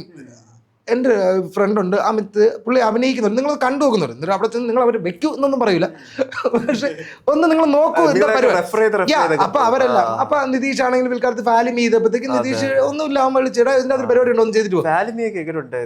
ഫാലിമി ആക്ച്വലി അടിപൊളിയാണ്. ഒന്ന് ബേസിലേട്ടൻ ഭയങ്കര അടിപൊളിയാണ്. നേരത്തെ പറഞ്ഞത് ബേസിലേട്ടൻ നമ്മൾ ഭയങ്കര കംഫർട്ട് ആക്കുന്ന വേറൊരാളാണ്. ഭയങ്കര നമ്മൾ ഭയങ്കര ടെൻഷൻ അടിച്ചിരിക്കുകയാണെങ്കിൽ ബേസിലേട്ടൻ അതിൻ്റെ വന്ന് കണ്ട് എനിക്ക് നമ്മൾ ചെയ്ത സാധനം മോൺ ട്രിപ്പ് കാണാൻ എനിക്ക് ഭയങ്കര പേടിയാണ്. കാരണം എനിക്ക് ഭയങ്കര ടെൻഷനാണ്. അതുകൊണ്ട് ഞാൻ ആ ഭാഗത്തോട്ട് പോകില്ല. പക്ഷെ ഞാൻ ഇങ്ങനെ ആലോചിക്കും, പുള്ളി ശരിയായിരുന്നു, എന്താണ് അവസ്ഥ നമ്മൾ അറിഞ്ഞൂടല്ലോ. പക്ഷേ ബേസിലേട്ടനൊക്കെ ഭയങ്കര നമ്മളെ കൂടെ നിന്ന് ഇടാൻ ഒരു വസ്തുവല്ല, അത് നന്നായിട്ടുണ്ട്. ഒരു വിഷയം ഓരോ ചിന്തിക്കേണ്ട കാര്യമൊന്നുമില്ല, ഇത് അങ്ങനെയാണ്. അല്ലാന്നുണ്ടെങ്കിൽ അടുത്ത കാര്യം ചെയ്യുമ്പോൾ നീ ഇങ്ങനെ ഒരു സാധനം ഇങ്ങനെ ഫാലിമിയൊക്കെ ചെയ്തുകൊണ്ടിരുന്നപ്പോഴത്തേക്ക് എനിക്കിപ്പോൾ വേണ്ടി. കാരണം നിതീഷ് അത് ശ്രദ്ധിച്ചിട്ടില്ല തോന്നി. ഏതോ ഒരു ഷോട്ടിൽ ഒരു പർട്ടിക്കുലർ, പക്ഷേ അത് സോങ്ങിൽ ഇപ്പോൾ ആഡ് ഓൺ ആയിട്ടുണ്ട്. എന്ന് പറഞ്ഞാൽ നമ്മൾ ഭക്ഷണം കഴിക്കും, ഞാനും ബേസിലേട്ടനും കൂടെ എന്തോ ഭക്ഷണം കഴിക്കുന്നത്. അപ്പോൾ ഒരു മീനെന്തോ എൻ്റെ കയ്യിൽ 3 കഷ്ണമുണ്ട്. ബേസിലേട്ടൻ എന്തോ എടുക്കാൻ പോകുമ്പോൾ ഞാൻ പ്ലേറ്റ് നീക്കിയിട്ട് ഒരു കഷ്ടപ്പെടെ തരാമെന്ന് എന്തോ ആക്ഷൻ കാണിക്കുന്നത്. അപ്പോൾ ബേസിലേട്ടൻ സ്പോട്ടിൽ അത് ബേസിലേട്ടൻ അത് വർക്കായി. പക്ഷേ അത് നമ്മൾ വെറുതെ നമ്മൾ ചെയ്ത് നോക്കിയപ്പോഴത്തേക്കും നമ്മൾ ചെയ്തു. അപ്പോൾ ബേസിലേട്ടൻ പറഞ്ഞു അത് ചെയ്തോളാം. അങ്ങനെ നമ്മൾ ഷോട്ട് വെച്ചെടുത്തുകൊണ്ടിരുന്നപ്പോഴത്തേക്കും നിതീഷിന് ബേസിക്കലി അറിയില്ല ഇങ്ങനെ ഒരു പരിപാടി ഉണ്ട്. നമ്മൾ ഷോട്ടിൽ റിയൽ ആക്ഷൻ ടൈമിൽ ചെയ്തുകൊണ്ടിരുന്നപ്പോഴത്തേക്ക് ഇത് കാണിക്കുന്നതിന് മുമ്പേ നിതീഷ് അവിടെ കട്ട് വിളിച്ച്. അപ്പം ഞാനും വിചാരിച്ചു ഓക്കെ ശരി, ഡയറക്ടർ വിളിച്ചപ്പോൾ നമ്മൾ ചിന്തിക്കേണ്ട കാര്യമൊന്നുമില്ല. പക്ഷേ ബേസിലേട്ടൻ നിതീഷിൻ്റെ ഓടിച്ചിട്ട് പറഞ്ഞാൽ ഇങ്ങനത്തെ ഒരു പരിപാടിയുണ്ട്, അത് അവൻ്റെ ക്യാരക്ടർ അധികം പരിപാടി, പക്ഷെ അവൻ്റെ ക്യാരക്ടർ എന്ത് മൂടാണെന്നുള്ള സാധനം അതിൽ കിട്ടും. അതൊന്ന് വെച്ചാൽ അപ്പോൾ നിതീഷ് ഇതെല്ലാം നമ്മളെല്ലാം ഒരു ഏതാണ്ട് ഒരു പ്രായവും എല്ലാവർക്കും ആർക്കും അങ്ങോട്ടും ഇങ്ങോട്ടും വിഷയങ്ങളൊന്നുമില്ല, ഒരു നല്ലത് കേട്ട് അക്സെപ്റ്റ് ചെയ്യുന്നത് കൊണ്ടാണ്. നിതീഷ് പറഞ്ഞാൽ അങ്ങനെ സാധനം ഉണ്ടായിരുന്ന നമ്മൾ ചെയ്യാം എന്ന് പറഞ്ഞാൽ വീണ്ടും പിന്നെ പിൽക്കാലത്ത് പാട്ട് ചെയ്തപ്പോൾ ഞാൻ ചോദിച്ചു അത് കട്ട് ചെയ്ത് പോയില്ലല്ലേ, അത് നല്ല സാധനം. ഇവരുടെ അങ്ങനെയൊക്കെ നമ്മളെ സപ്പോർട്ട്. അപ്പം ഇതെല്ലാം നമുക്ക് ഉള്ളിലൊരു ഇപ്പം എന്താ ബേസിലേട്ടൻ അത് പോയി ചെയ്യേണ്ട കാര്യമൊന്നുമില്ല. എന്തിന് ബേസിലേട്ടൻ ചെയ്യണം? ബേസിലേട്ടൻ നല്ലൊരു റെപ്യൂട്ടഡ് ആയിട്ടുള്ള ആക്ടറാണ്, ഡയറക്ടറാണ്. അപ്പോൾ പുള്ളിക്ക് ഒരു ആവശ്യമില്ല. പക്ഷെ പുള്ളി അത് പോയി അത് നമ്മുടെ ഉള്ളൊരു സാധനം, ഒരു മൊറാൽ നമ്മുടെ ബൂസ്റ്റ് ആവും. അതപ്പോൾ അങ്ങനെയൊക്കെ ഫാലിമീൻ്റെ അങ്ങനെയൊക്കെയാണ് എക്സ്പീരിയൻസ്. പിന്നെ ഫാലിമി നിതീഷാണ് ഡയറക്റ്റ്. അതുകൊണ്ട് എനിക്കൊരു പരിധി കൂടുതൽ ടെൻഷനൊന്നുമില്ല. കൂടിപ്പോയാൽ നിതീഷ് ഇടിക്കുന്നേ ഉള്ളൂ, അതുകൊണ്ട് കുഴപ്പമൊന്നുമില്ല. നിതീഷ് ഇടിച്ചാൽ കൂട്ടുകാരനാണ് ഞാൻ സഹിക്കും, അതുകൊണ്ട് കുഴപ്പമൊന്നുമില്ല. അങ്ങനെയാണ് ഫാലിമീൻ്റെ എൻ്റെ എക്സ്പീരിയൻസ്. അതാണ് ഫാലിമീയുടെ പരിപാടി. ഓക്കെ ബ്രോ, ഇനി ബ്രോ ഇങ്ങനെ ADL ആയിട്ട് വർക്ക് ചെയ്തപ്പോൾ എന്തെങ്കിലുമൊക്കെ ചാലഞ്ചസ് ഒക്കെ ഫേസ് ചെയ്തിട്ടുണ്ട്? AD ആയിട്ട് വർക്ക് ചെയ്തപ്പോൾ ചാലഞ്ചസ് അദ്ദേഹം പറയുന്നത് സാറിൻ്റെ കൂടെ, സന്തോഷ് സാറിൻ്റെ കൂടെയാണ് ഞാൻ വർക്ക് ചെയ്തത്. എൻ്റെ ഫസ്റ്റ് ടൈമാണ് ഞാൻ നമ്മൾ മറ്റൊരു ലെജൻഡ് ദൈവത്തെ പോലെ കാണുന്ന മനുഷ്യർ, ഭയങ്കര അത്ര റെസ്പെക്ട് ചെയ്യുന്ന ഒരാളാണ്. അപ്പോൾ ഈ പറയുന്ന എന്താ പറയുക, സാറിൻ്റെ അവിടെ വേറൊരു പരിപാടിയാണ്. നമ്മൾ വിചാരിക്കുന്നൊരു മൂഡേ അല്ല. സാറ് രാവിലെ 6 മണിക്ക് മൈക്ക് എടുത്ത് ചീത്ത വിളിക്കാൻ തുടങ്ങിക്കഴിഞ്ഞാൽ വൈകിട്ട് 5 മണിക്ക് പാക്കപ്പ് ചെയ്യുന്നവരെ ചീത്ത വിളിക്കും. അപ്പോൾ സാറിൻ്റെ അവിടെ ആദ്യത്തെ 2 ദിവസത്തെ പറയാം. ആദ്യത്തെ 2 ദിവസം ഇതേപോലെ യാക്കഞ്ചേരി ഞാൻ കയറിയപ്പോഴത്തേക്ക് ഞാൻ ഒരു പണിയും ചെയ്തിട്ടില്ല. ഞാൻ ഇങ്ങനെ ചുമ്മാ നിൽക്കും. കാര്യം എൻ്റെ അടുത്ത് അസോസിയേറ്റ് കുക്കിച്ചേട്ടൻ പറയുന്നുണ്ട് ഇന്നത്. അപ്പോൾ എൻ്റെ ഡിപ്പാർട്ട്മെൻറ്റിൻ്റെ സാധനം മാത്രം ചെയ്തിട്ട് പിന്നെ എനിക്ക് പണിയൊന്നുമില്ല. ഞാൻ ഇങ്ങനെ ചുമ്മാ ഇരിക്കും. അപ്പോൾ എനിക്കും കൺഫേം ബാക്കി അസിസ്റ്റൻസ് എല്ലാവരും കാലങ്ങളായിട്ട് ഓട്ടങ്ങൾ ചാട്ടങ്ങൾ. അപ്പോൾ ഞാൻ പറയും ഇതെന്താ എനിക്ക് ബോറടിക്കണേ. അപ്പോൾ ഞാൻ 2ാമത്തെ ദിവസം കഴിഞ്ഞ് 3ാമത്തെ ദിവസം ആയപ്പോഴത്തേക്ക് സാറിൻ്റെ കൂടെ കുറച്ച് ES ആയിട്ട് നിൽക്കുന്നൊരു പുള്ളിയുണ്ട്, ജയറാം എന്ന് പറയും. ജയറാം എൻ്റെ അടുത്ത് പോയി ചോദിച്ചു, ജയറാമേട്ടാ ഇത് എന്ത് സംഭവം, എനിക്ക് ബോറടിക്കണായിട്ട് ഞാൻ 2 ദിവസം ഞാൻ ഇങ്ങനെയല്ല സിനിമ വിചാരിച്ച് വന്നത്. എന്നാ ഏറ്റവും വലിയ കോമഡി എന്ന് പറഞ്ഞാൽ നമ്മളവിടെ ചുമ്മാ നിൽക്കണായിട്ട് ഞാൻ സാറായാൽ പോലും ഒന്നും മിണ്ടൂല. എന്തോ അപ്പം ഞാൻ 3ാമത്തെ ദിവസം ജയറാം എൻ്റെ അടുത്ത് ചോദിച്ചു, ചേട്ടാ എനിക്ക് എന്ത് ബോറടിക്കണേട്ടാ, എന്താ സംഭവം എന്ന് മനസ്സിലാവില്ല, ഞാൻ ഇതല്ല ഞാൻ മനസ്സിൽ കണ്ട സിനിമ. കാരണം നീ നിൻ്റെ പരിപാടി ചെയ്യും. അപ്പോൾ ഞാൻ പറഞ്ഞു, ചേട്ടാ ഞാൻ എൻ്റെ കോസ്റ്റ്യൂമിൻ്റെ പരിപാടി അത് ഞാൻ ചെയ്യുന്നുണ്ട്.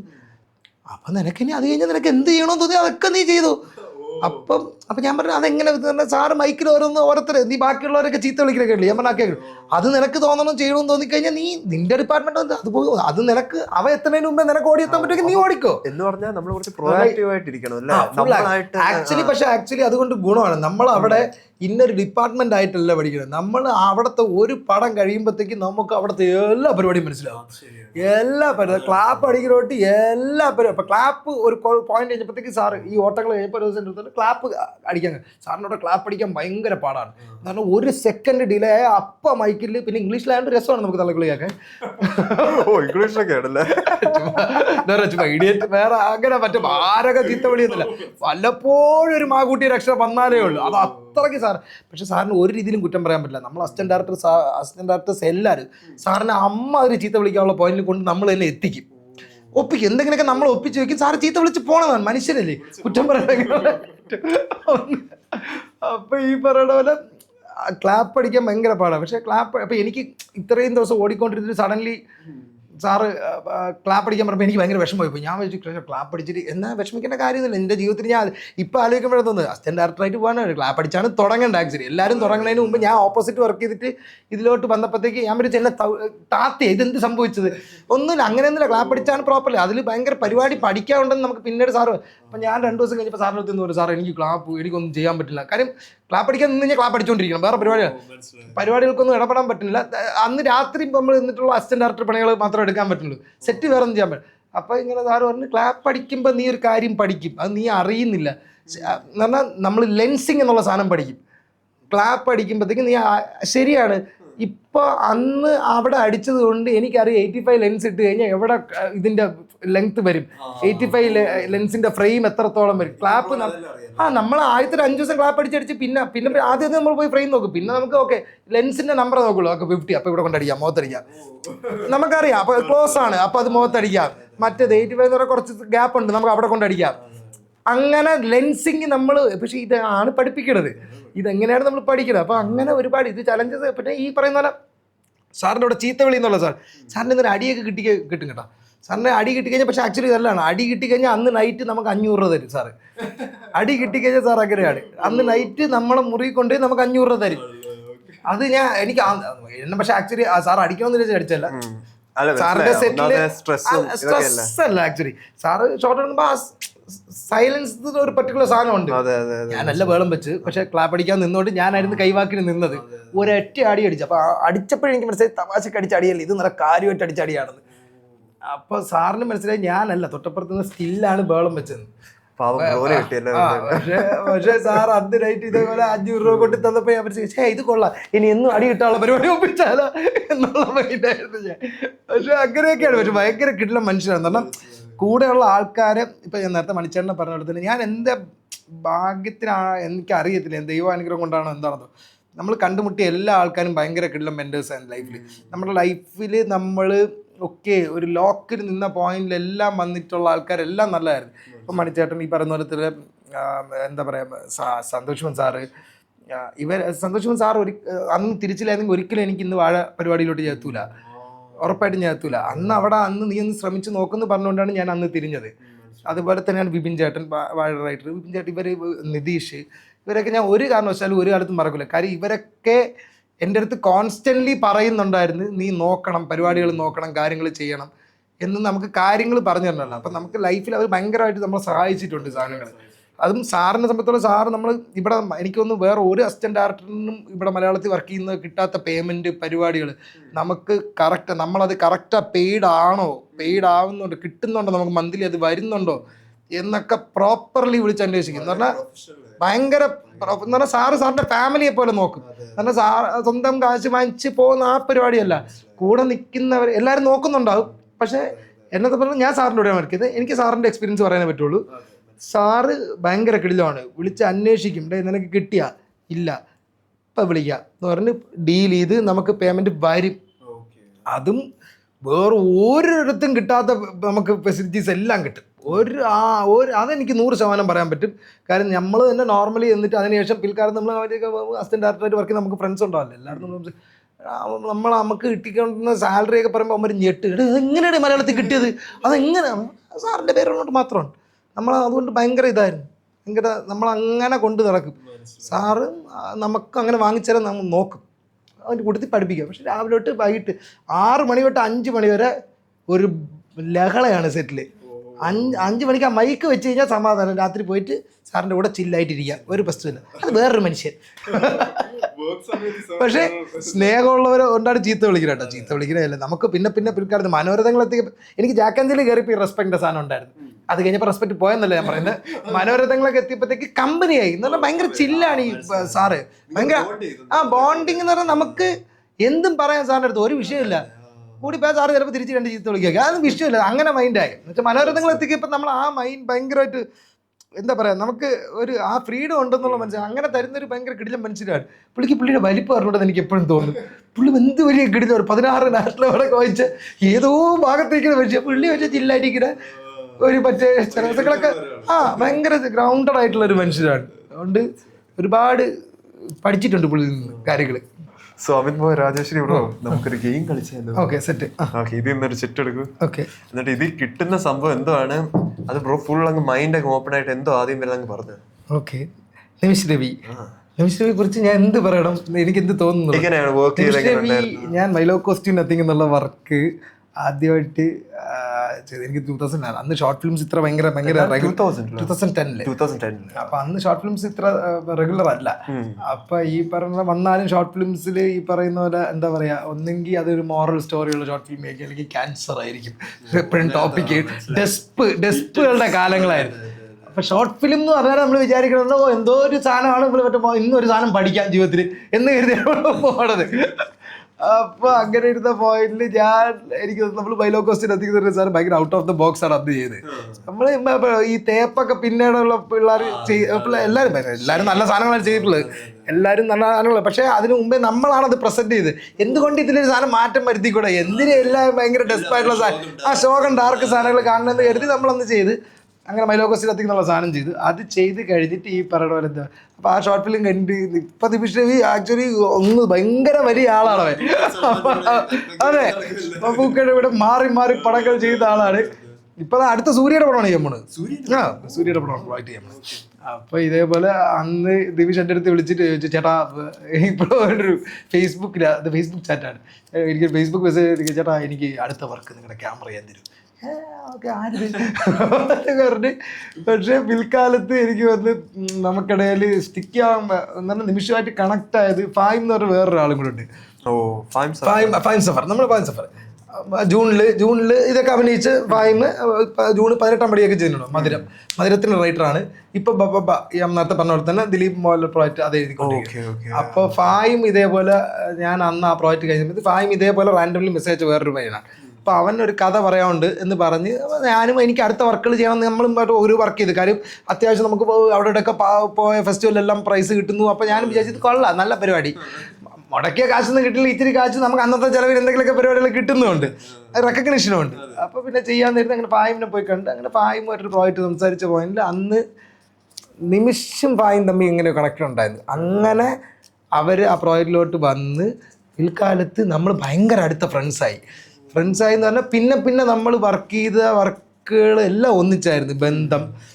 പിന്നല്ല പിന്നല്ല പക്ഷെ കുറെ ഇതൊന്നും വെളിച്ചത്ത് പോലും പറ്റില്ല. കാര്യം ഷൂട്ട് ചെയ്യാൻ കാശുണ്ടാവും, പോസ്റ്റ് എടുത്താൻ കാശുണ്ടാവൂല, വീട്ടിൽ നിന്ന് പിന്നെ കൊണ്ടു നടന്ന് പറ്റില്ല. അത് പിന്നെ അങ്ങനെയൊക്കെ ഇരുന്ന പ്രോജക്റ്റുകളുണ്ട്. അങ്ങനെ നിമിഷ് ആയിരുന്നു ഭൂരിഭാഗം നമ്മുടെ ആസ്ഥാന ക്യാമറമാൻ. എന്ത് ചെയ്താലും പിന്നെ ഞാൻ ചെയ്ത എനിക്കൊന്ന് ഭാഗ്യമായിട്ട് ഞാൻ ചെയ്ത പിന്നീട് വർക്ക് ചെയ്ത വർക്കുകളെല്ലാം നിമിഷ് ചെയ്തിട്ടുണ്ട്, ക്യാമറ ചെയ്തിട്ടുണ്ട്.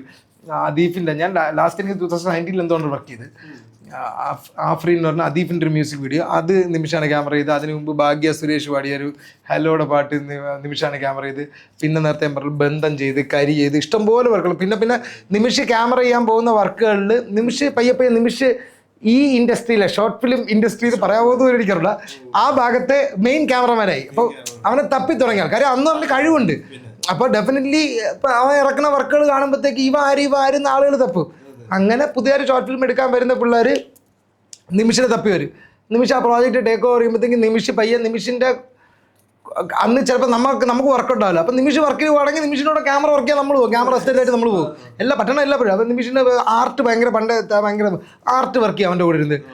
അപ്പോൾ അതേ പറഞ്ഞ പോലെ തന്നെ നിമിഷ് ചിലടത്ത് അവന് പറയാൻ സ്പേസ് ഉള്ള, ഇപ്പോൾ പുതിയതായിട്ട് വന്ന് ഭയങ്കര നേരത്തെ പറഞ്ഞ പോലെ പുതിയ ഡയറക്ടേഴ്സ് ഉള്ള സ്പേസിലാണെന്നുണ്ടെങ്കിൽ പറയാൻ പറ്റുന്ന സ്പേസുകളിലാണെങ്കിൽ ഇവൻ കറക്റ്റാ ഇങ്ങനെ ക്രിയേറ്റീവ് ഡയറക്ടർ ഉണ്ട്, വർക്ക് ചെയ്യാൻ പറ്റുന്നുണ്ടെങ്കിൽ നിങ്ങളൊന്ന് സംസാരിച്ച് നോക്കും എന്ന് അവൻ പറയും. അവയെല്ലാം അതേ ചെയ്യുള്ളൂ. നിങ്ങൾ നോക്കൂ, നിങ്ങൾ വർക്കായില്ലെങ്കിൽ അവൻ പറയും വർക്കായില്ല, നിങ്ങൾ പൊക്കോ എന്ന് പറയും. അപ്പോൾ അങ്ങനെ ഒരുപാട് നാളുള്ള ബന്ധങ്ങളാണ് നിമിഷമായിട്ട്. എത്ര വർഷത്തിന്റെ ഒരു ബന്ധമുണ്ട് ഇപ്പം നോക്കിയിട്ട്? ഒരു 15 കൊല്ലം 14 കൊല്ലം എന്തായാലും ഉണ്ടാവും. എല്ലാവരും അങ്ങോട്ടും ഇങ്ങോട്ടും എല്ലാവരും നമ്മള് എല്ലാവർക്കും പരിപാടികൾ നടക്കുന്നുണ്ട്. എല്ലാവർക്കും നമ്മൾ ഒന്നിച്ചൊരു വർക്ക് ഇപ്പം തിരിച്ചു വരുന്നില്ല. നമ്മൾ അതിനെക്കുറിച്ച് ഇപ്പം ഈ കഴിഞ്ഞ ദിവസം നമ്മൾ സംസാരിച്ചു. നമ്മൾ പണ്ട് എപ്പോഴും ഒന്നിച്ചായിരുന്നു, ഇപ്പം എല്ലാവരും പക്ഷേ സാഹചര്യങ്ങൾ കൊണ്ടാണ് എല്ലാവർക്കും നമ്മളും ആക്ച്വലി ഭയങ്കര പേര്. അപ്പം നമ്മളിങ്ങനെ നമുക്കെന്താ ഇപ്പോൾ ഒന്നിച്ച് ഇപ്പോഴത്തെ സാഹചര്യം പണ്ട് നോക്കി നമുക്ക് ഓണാക്കാൻ പറ്റില്ലായിരുന്നു, കാര്യങ്ങൾ ചെയ്യാൻ പറ്റും. പക്ഷേ ഇപ്പോഴത്തെ സാഹചര്യത്തിൽ നമുക്ക് പറ്റും. എന്തുകൊണ്ട് പക്ഷെ എല്ലാവരും ഇൻഡിവിജ്വലി കമ്മിറ്റഡ് ആണ്. അപ്പോൾ അതെല്ലാം കഴിഞ്ഞ് നമ്മൾ ആലോചിക്കുന്നുണ്ട്, നമ്മൾ വരണം, നമ്മളെല്ലാ പണ്ടത്തോളം ചെയ്ത പോലെ ഒരു സാധനം പിടിക്കണം നമ്മൾ ആഗ്രഹിക്കുന്നുണ്ട്. ഞാൻ ഭയങ്കരമായിട്ട് കൊണ്ടുവന്നൊരു സാധനം നമ്മളെല്ലാവരും കൂടെ നിന്നൊരു സാധനം സെറ്റ് ചെയ്യണം എന്ന് വിചാരിക്കുന്നുണ്ട്.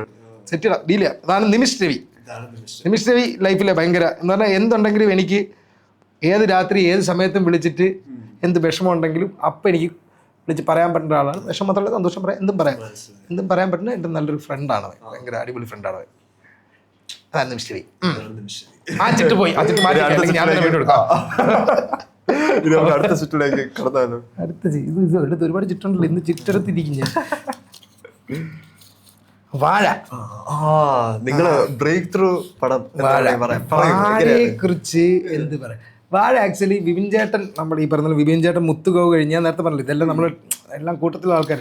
വിപിൻ ചേട്ടൻ മുത്തുകവ് കഴിഞ്ഞ് വിപിൻ ചേട്ടൻ ഒരു ബ്രേക്ക് ഉണ്ടായിട്ടുണ്ട് കുറച്ച് കാലം. വിപിൻ ചേട്ടൻ പടങ്ങൾ ചെയ്യാൻ ശ്രമിച്ചുകൊണ്ടിരിപ്പുണ്ടായിരുന്നു, പരിപാടികൾ നടക്കണുണ്ടായിരുന്നില്ല. അപ്പോൾ ആ സമയങ്ങളിൽ വിപിൻ ചേട്ടൻ നമ്മുടെ കൂട്ടത്തിലാണ് ഉണ്ടായിരുന്നത്. അപ്പോൾ നമ്മളിതേപോലെ ഇരുന്ന് വിപിൻ ചേട്ടൻ എന്താ പറയുക, നമുക്ക് എപ്പോഴും തോന്നിയൊരു ഐഡിയ, എനിക്ക് മ്യൂസിയം വർക്ക് സിനിമ കണ്ടിട്ട് അങ്ങനെ എന്തോ ആണ്, അത് കണ്ടിട്ട് എന്ത് പറഞ്ഞു ഇങ്ങനെ മോഡൽ സാധനം ഇവിടെ കൊണ്ട് അടിച്ചുകൂടാന്ന് പറഞ്ഞിട്ട് അങ്ങനെ വിപിൻ ചേട്ടനും നമുക്കറിയുന്ന ഏക ഡയറക്ടർ വിപിൻ ചേട്ടനാണ്. അപ്പം ഞാനും ഫായിമും എല്ലാം കൂടി ചെന്ന് വിപിൻ ചേട്ടൻ്റെ കാര്യം പറഞ്ഞു, ഇങ്ങനെ ഒരു സംഭവം പരിപാടിയുണ്ട് എന്നുള്ള സാധനം പറഞ്ഞ് വിപിൻ ചേട്ടൻ പരിപാടി ഇപ്പോൾ ആ പ്രോജക്റ്റ് കൺസീവ് ചെയ്ത് സാധനം സെറ്റ് ചെയ്ത് വിപിൻ ചേട്ടൻ ഒരു സാധനം എഴുതിയെടുത്ത്. അപ്പോൾ അന്ന് അത് എഴുതിയെടുത്തിട്ട് അത് ഫീസിബിൾ ആയില്ല. ഇത് എത്ര കാലം മുമ്പായിരുന്നു? ഇതൊക്കെ 2017 വാഴയുടെ ഫസ്റ്റ് കാലം. അന്ന് ആക്ച്വലി എനിക്ക് അഭിനയിക്കാൻ ഇതിൽ അഭിനയിക്കാൻ കിട്ടിയാൽ കൊള്ളാമെന്നുണ്ട്. പക്ഷേ ഇല്ലെങ്കിൽ അറ്റ്ലീസ്റ്റ് വിഞ്ചാൻ്റെ കൂടെ അസിസ്റ്റന്റ് ഡയറക്ടർ എന്തെങ്കിലും കയറാലോ എന്നുള്ള തോട്ടിലാണ് നമ്മൾ നിൽക്കണത്. അതെ, അതാ പറഞ്ഞത്, ആക്ച്വലി അതാ പറഞ്ഞത്. അപ്പോൾ അത് കഴിഞ്ഞ് അന്നും ഈ പ്രോജക്റ്റ് എനിക്ക് വന്ന് ഒരുപാട് പ്രൊഡക്ഷൻ ഹൗസിൽ പോയിട്ടുണ്ട്. വിഞ്ചേട്ടൻ ഒരുപാട് അടുത്ത് വിഞ്ചാനും വായ്മൊക്കെ കൂടെ പോയിട്ടുണ്ട്. പിൽക്കാലത്ത് എന്താ പറയുക ആ പ്രോജക്റ്റുകളൊന്നും അന്ന് നടന്നില്ല. എല്ലാം അന്ന് ഡിമാൻഡ് ചെയ്യുന്നത് ഇന്നിരിക്കുന്ന വാഴയല്ല, അന്ന് വേറൊരു വാഴയാണ്. അതേ പറയാം, കാലങ്ങളെടുത്ത് ഇതിലെല്ലാം മാറ്റങ്ങൾ ഇങ്ങനെ സംഭവിച്ചുകൊണ്ടിരുന്നിട്ടുണ്ട്. എന്താ പറയുക, പിൽക്കാലത്ത് എനിക്ക് എന്ന് പറഞ്ഞാൽ ഫായിമും വിഞ്ചാനും കൂടെ ഉണ്ട് വർക്ക് ചെയ്ത പ്രോജക്റ്റ് വേറെയാണ്. രണ്ടുപേരും 2 സിനിമയാണ് കണ്ടത്.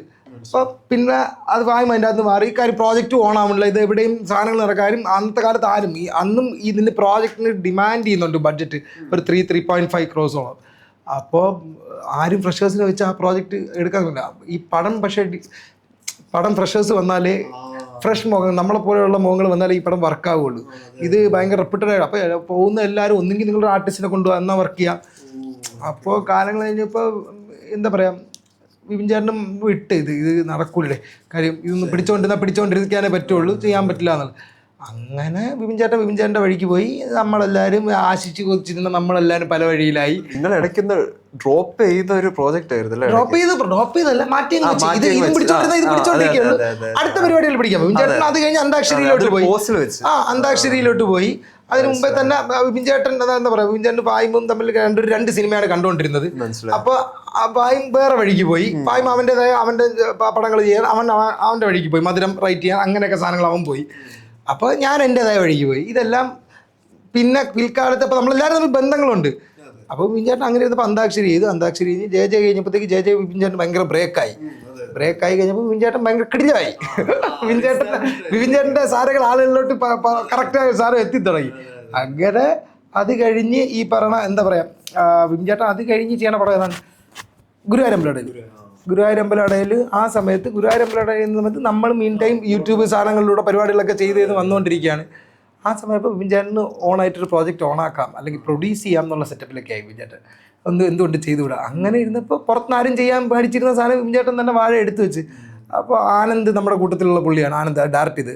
ആനന്ദ് ഗൗതമൻ്റെ രഥം ഡയറക്റ്റ് ചെയ്തിട്ട് ആനന്ദിന് ഒരു വലിയ ബ്രേക്ക് ഉണ്ടായിട്ടുണ്ട്. അപ്പോൾ വിപിൻ ചേട്ടൻ ആനന്ദിനെ വിളിച്ചിട്ട് ഇവിടെ ഈ പടം ഡയറക്റ്റ് ചെയ്യും എന്ന് പറഞ്ഞ് ഒരു ദിവസം നൈറ്റ്. അപ്പം നമ്മൾ ഈ പ്രോജക്റ്റിനെ കുറിച്ചാണ് ഇപ്പോൾ മനസ്സ് വിചാരിക്കുന്നുണ്ട്, എന്തെങ്കിലും കിട്ടണമെന്ന് ആഗ്രഹിക്കുന്നുണ്ട്. പക്ഷെ എല്ലാവർക്കും വിളി കൊണ്ട് നമുക്ക് മാത്രം വിളി വരില്ല. അങ്ങനെ ഒരു ദിവസം ഞാൻ ഇങ്ങനെ നൈറ്റ് ഇരുന്നപ്പോഴത്തേക്ക് വിപിൻ ചേട്ടനെ വിളിച്ചിട്ട് പറഞ്ഞു, ഡേ വാഴ ഷൂട്ട് ചെയ്യാൻ പോവാണ്. ഞാൻ തന്നെയാണ് പ്രൊഡ്യൂസ് ചെയ്യണത്, ഞാനും എൻ്റെ ഫ്രണ്ട്സും കൂടെയാണ് പ്രൊഡ്യൂസ് ചെയ്യണത്.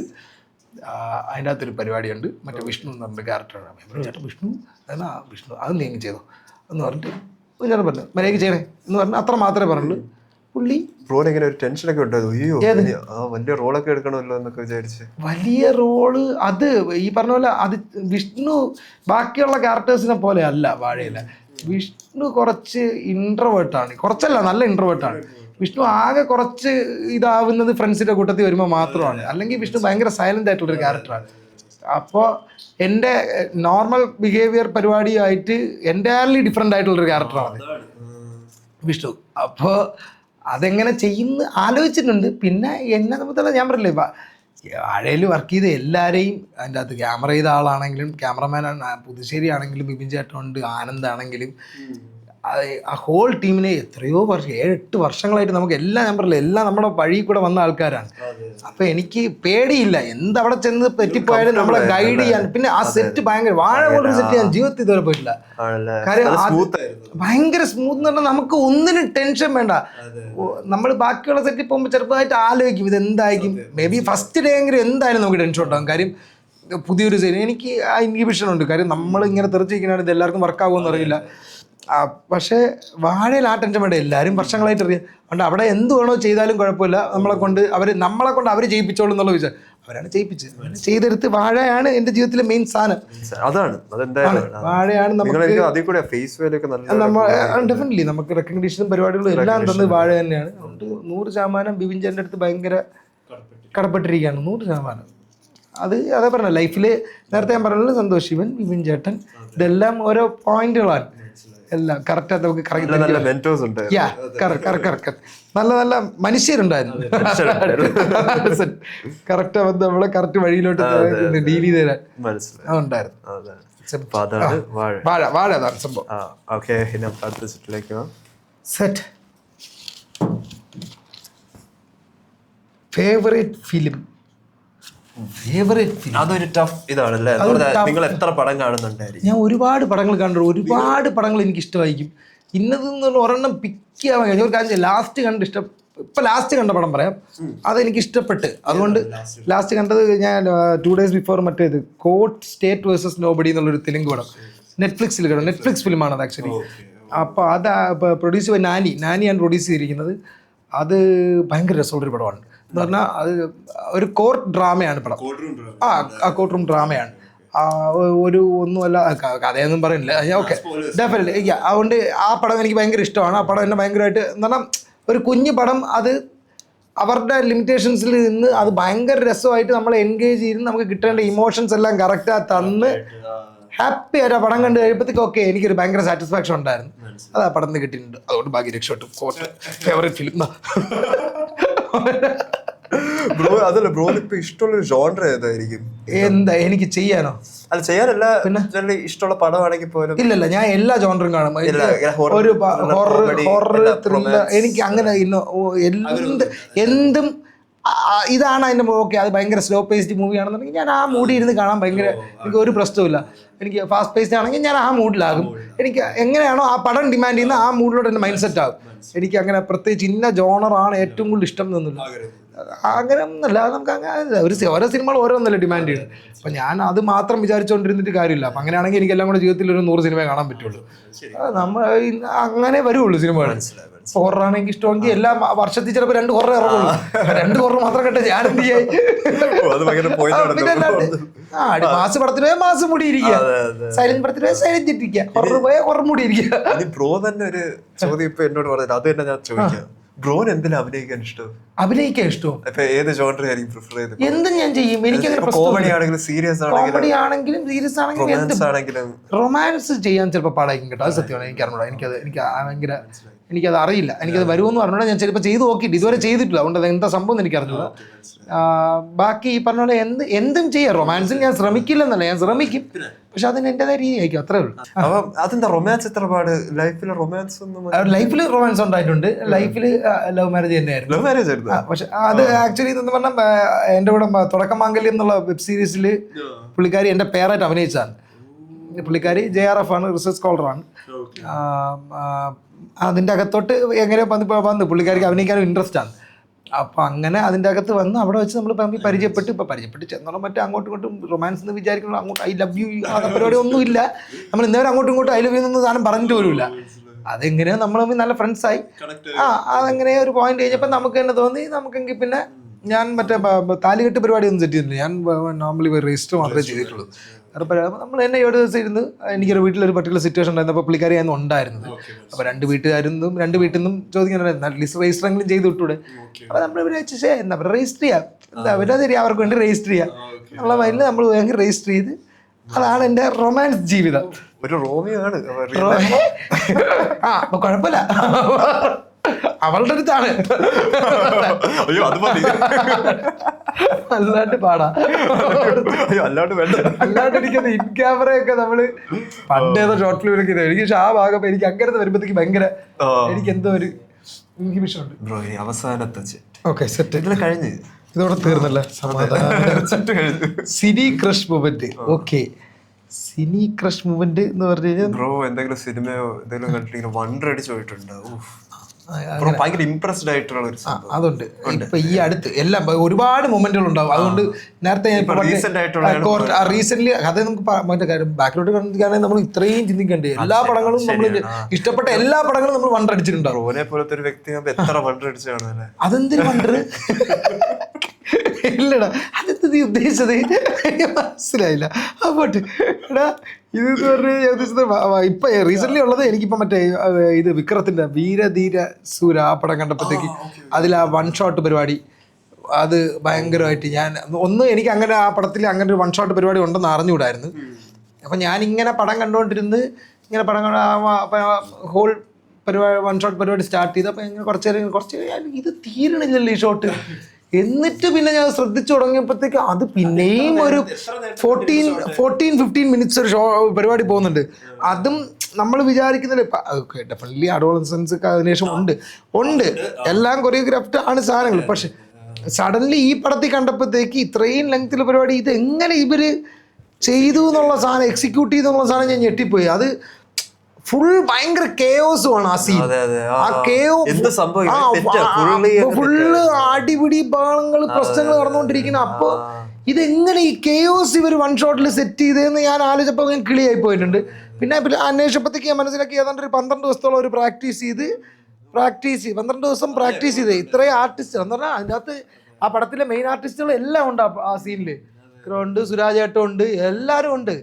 അപ്പോൾ അത് 12 ദിവസം ഒരു പ്രാക്ടീസ് ചെയ്ത് അവരുടെ 3ാമത്തെ ടേക്കിൽ അവർ ഓക്കെ ആക്കി.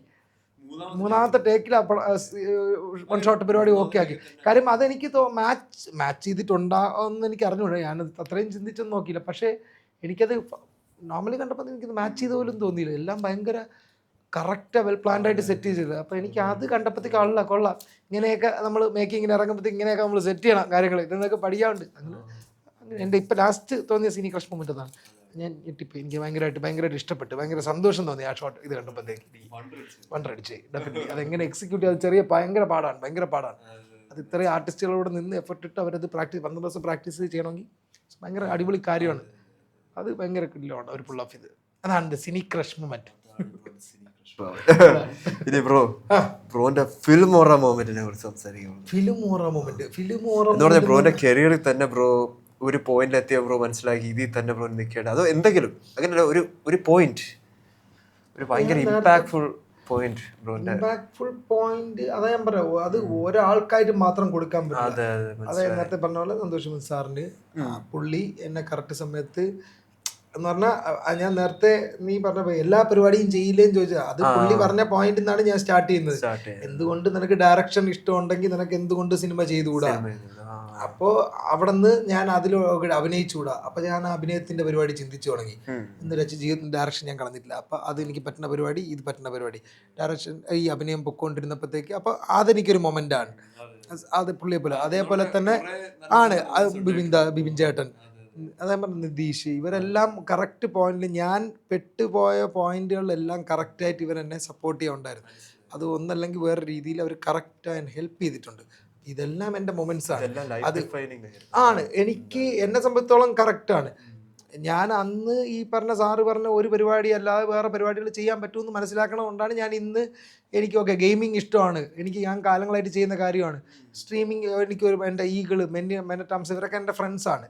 അപ്പോൾ ഞാൻ അവരുടെ അടുത്ത് ഈ ഇൻട്രസ്റ്റ് പറഞ്ഞപ്പോഴത്തേക്ക് അവരെൻ്റെ അടുത്ത് നീ തുടങ്ങണം, ബാക്കി നമുക്ക് നോക്കാം എന്ന് പറഞ്ഞ അവരും എൻ്റെ ലൈഫ്. അപ്പോൾ അത് വേറൊരു പാർട്ടാണ് സിനിമയിലല്ല, ഗെയിമിങ്ങിൻ്റെ കാര്യം പറയുകയാണെങ്കിൽ ഞാൻ അത് വേറെ. പക്ഷേ എന്നെ സംബന്ധിച്ചോളം എനിക്ക് ഇൻട്രസ്റ്റ് ഉള്ള കാര്യങ്ങളെല്ലാം ചെയ്യണം എന്ന് പറഞ്ഞു തന്നത് ഞാൻ മറ്റേ പോയിന്റിൽ നിന്നാണ് ഞാൻ സ്റ്റാർട്ട് ചെയ്ത് മനസ്സിലാക്കുന്നത്. ഓക്കെ, നമുക്ക് പറ്റുന്ന പരിപാടികളെല്ലാം ചെയ്യും, ഇത് കഴിഞ്ഞ് അത് കഴിയുമ്പോൾ മറ്റേത് എനിക്ക് പറ്റും, അത് ശ്രമിച്ചു നോക്കാം. അതെല്ലാം നമ്മൾ പഠിക്കുന്നത്, ഇതെല്ലാം ഓരോ മൊമെന്റുകളാണ് ഞാൻ കരുതുന്നത് ലൈഫിൽ.